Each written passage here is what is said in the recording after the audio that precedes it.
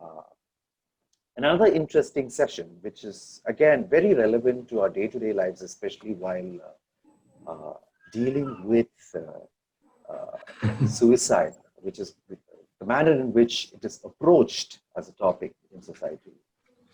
Stigma. Stigma surrounding mental illness and suicide in particular has been documented as an immediate and profound barrier to help-seeking behavior. It just stops people from seeking help, even if they somehow manage to break all barriers and come out, muster courage and ask. The balloon just bursts. Researchers have shown that stigma reduces patients' perceived need for help, impairs adherence to treatment regimes, decreases self-esteem, and increases social isolation. Stigma can take emotional, cognitive, behavioral forms, and self-stigma is a process in which a person with mental illness internalizes a stigmatizing attitude and beliefs by the public. Stigma has also been associated with violations of personal freedom for people trying to gain access to mental health services.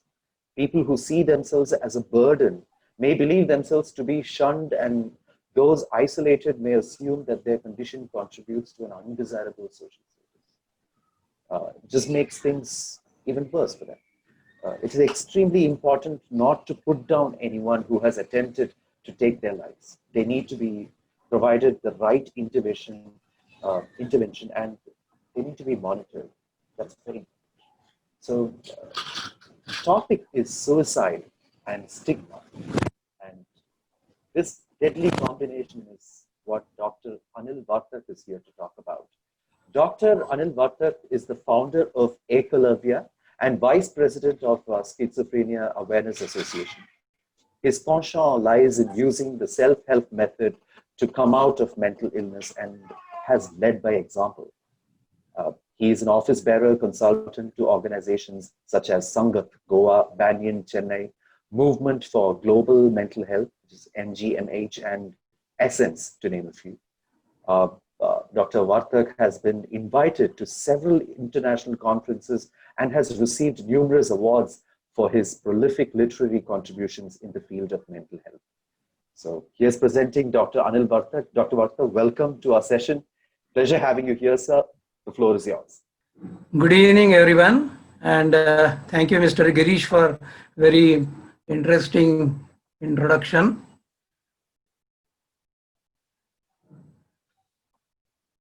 Can you hear me? Hello? Can you hear me? Hello? Yes, Dr. Vartak. Yes, doctor. Yes, we are able to hear you. Okay, yes. Yes, and the slides are visible. So thank you very much. And I represent Schizophrenia Awareness Association, a Pune-based organization. And even though we have schizophrenia in our name, we basically work for all mental illnesses. Our focus areas are creating awareness, then forming self-help groups, and removing stigma. So suicide is a major public health concern. All the eminent speakers have already mentioned, and there are more than 2.2 lakhs of suicides every year in India.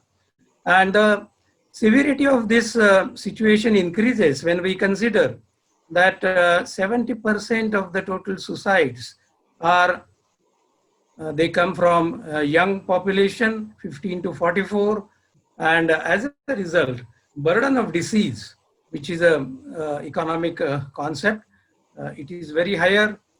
It is very high.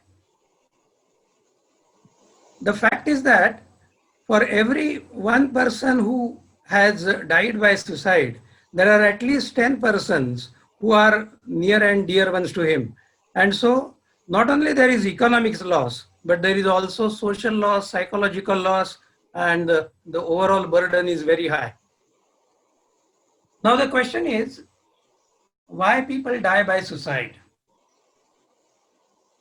The previous speakers have already mentioned several points, and I am trying to summarize them only in economic distress, social and marital problems, and students related issues. But the mental illness is the most important cause behind suicide. Very often in case of police record, this factor may not seem so big because the underlying mental illness is ignored. And it is here the stigma, the issue of stigma appears. Stigma is a great barrier as far as recovery from mental illness is concerned. And that is why World Health Organization has said that there is no mental health without removing stigma towards mental health. And that is why if we have to prevent suicides, we have to understand what is the stigma mental illness and how we can eliminate, how we can reduce it so that people will access treatment and take help from others. Stigma refers to disapproval and shame felt by people who are exhibiting characteristics that the society considers as wrong or unusual. You can see it here. People are pointing to one person whose behavior, whose thinking is not acceptable. And they are pointing, society is disapproving that. And this is called as social stigma or public stigma. Because of public stigma, people get isolated from rest of the society. And this is the problem. When people get isolated naturally, they don't seek help from the help that is available in the society. Dr. Jairam has already mentioned that help-seeking behavior. So that help-seeking behavior is affected. Now, where is the stigma? How it is manifested in the society? It is in our language, stereotypes or labels, pagal, hai kya, mental hai kya, psycho. Actually, in one of our survey, we collected these labels from 1,500 students, and we got 170 labels from the college-going students. And these labels were used for a person with mental illness. We asked the students one simple question: what word do you use when you come across a person with mental illness? So 170 labels of stereotypes were used. It is not the question of only using stereotype, because people may think that it is only superficial. People use it and forget it. But then these stereotypes also become a part of your attitude, prejudice. He is violent, I am scared of him. And then it also gets translated into behavior. I will not employ a person who is mentally ill, who is diagnosed with mental illness, because he may be violent or he may be suicidal. So discrimination.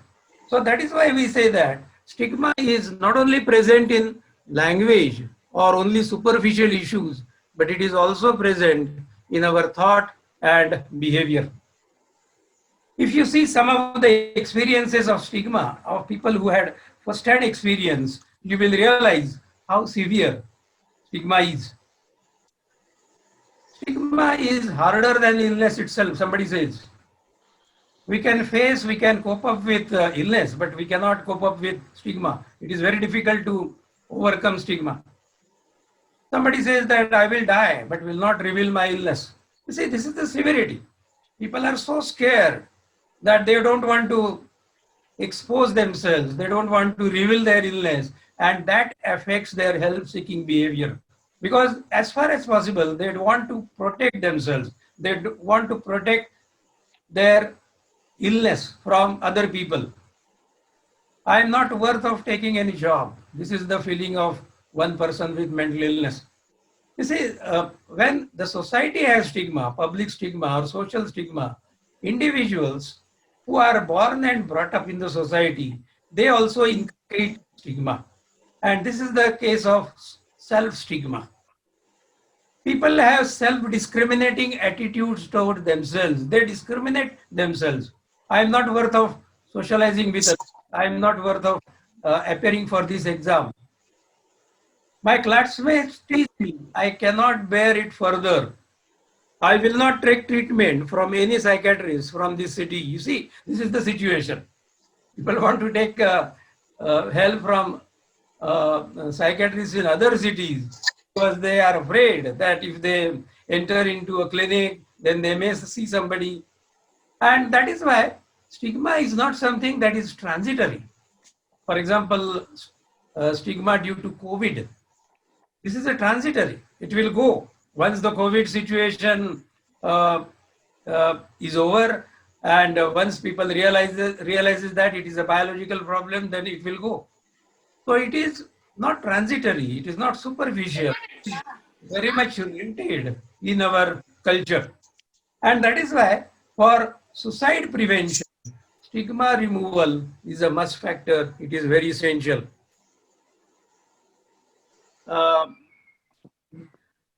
For example, in our country, resources for mental health, they are inadequate.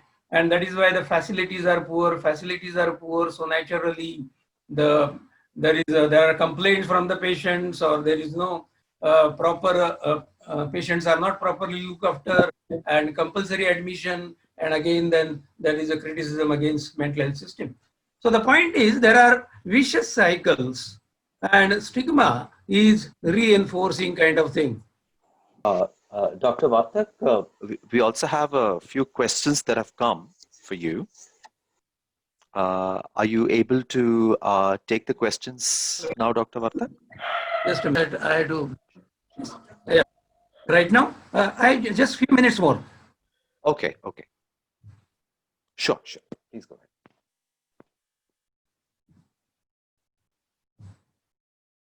You see, the consequences of stigma are very severe, and there is a treatment gap, not treatment delay. And people don't seek for help, and then treatment is delayed, treatment is discontinued, and various options of recovery or some complementary help are not sought. And that is why stigma is dangerous. Even though it looks relatively less intense, stigma is quite severe.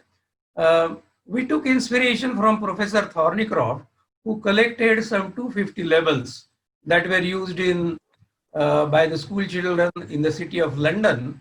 And then we collected some 170 labels I just mentioned. And we categorized them as the most frequent one. And what we found that mental, stupid, psycho, they were the first three most frequently used labels. Mental, yeah. There was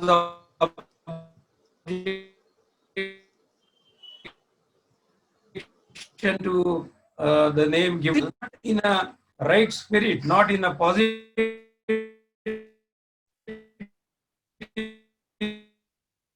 Excuse me, Dr. Vartak, we are losing your voice. We're not able to hear you.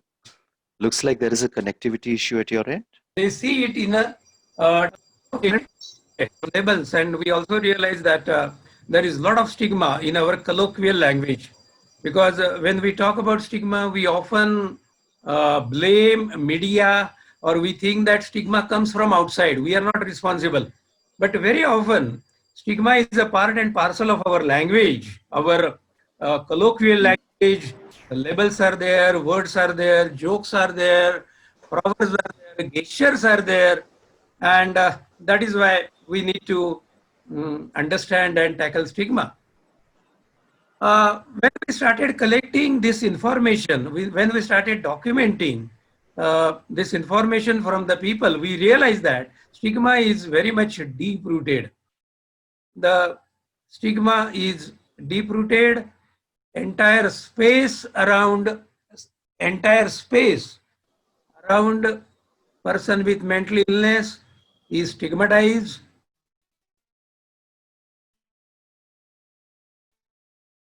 if you could give us any of your primary points that you wanted to say, and then we can move quickly to the questions. Okay. And we will have your whatever has been missed out, we will have that shared with our audience as well. I'm just So showing the slides. Okay, fine. So can I put forth a question somebody has been wanting to ask you? Definitely. So the question is, feeling of intense guilt can be difficult to manage, and I have heard can lead to suicide. I'm sorry, say it again. Sir, I repeat, feeling of intense guilt can be difficult to manage, and I have heard can lead to suicide. How can I help a friend who has guilt-related issues? He feels like a burden on his family and does not know what to do. I am worried. Not a counselor as such, and so I cannot add much more. But what I can say that friending and engaging the person in talking and allowing to him to ventilate, and naturally, it is very. I understand that managing guilt is not very easy. So I think uh, the person requires professional help. So. Uh, After the initial interaction, he should be referred, or the person you can accompany him to the professional. Yeah, that is what I want to say. All right, Dr. Vartak. Thank you so Yes, much thank you. for being here, and wish you a wonderful evening.